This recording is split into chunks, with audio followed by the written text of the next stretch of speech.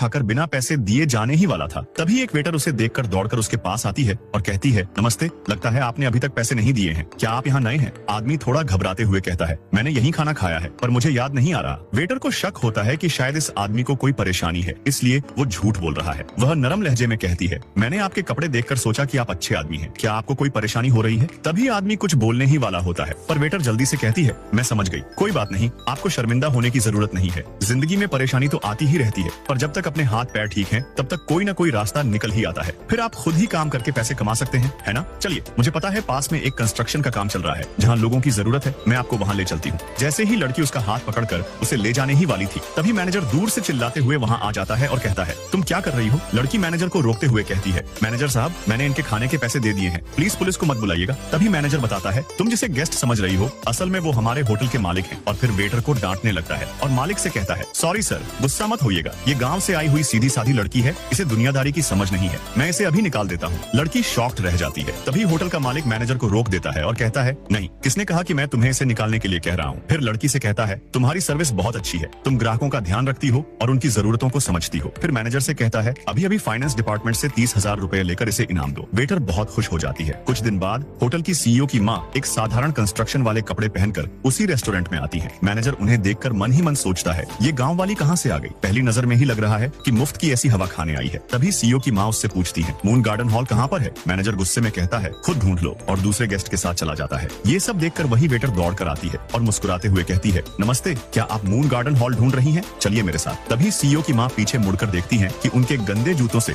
Restaurant का फर्श फिर से गंदा हो गया है, लेकिन लड़की मुस्कुराकर कहती है, कोई बात नहीं, मैं अभी साफ कर दूंगी। ये सुनकर सीईओ की माँ बहुत खुश हो जाती है और उसे पूछती है, मैंने ऐसे कपड़े पहने हैं कि आम लोग भी मुझसे दूर भागते हैं, सिर्फ आप ही मेरी मेहमान नवाजी करने को तैयार हैं। क्या आपको डर नहीं है कि मैं यहाँ मुफ्त में खाने पीने और ऐसी की हवा